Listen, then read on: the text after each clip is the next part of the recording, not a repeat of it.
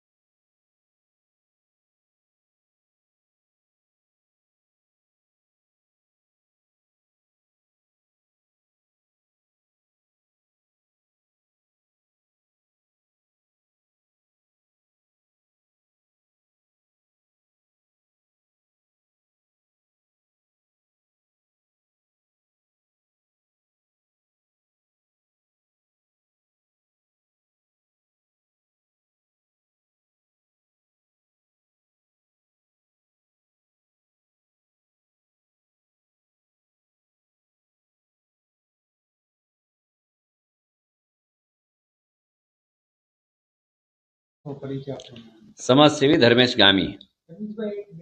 એક બે video viral થયા છે સુરત સિવિલ હોસ્પિટલના, જે સારવાર કરવા માટે આવે છે એ જ પાણી પીએ છે, એ પાણીમાં કોકરોચ દેખાય. શું પૂરું શું કરે? સ્વાસ્થ્યના મંદિર સમાન જે ન્યૂ સિવિલ હોસ્પિટલ છે, હજારો લોકો ત્યાં કરીને પોતાના આરોગ્ય સારું થાય એના માટે આવતા હોય છે.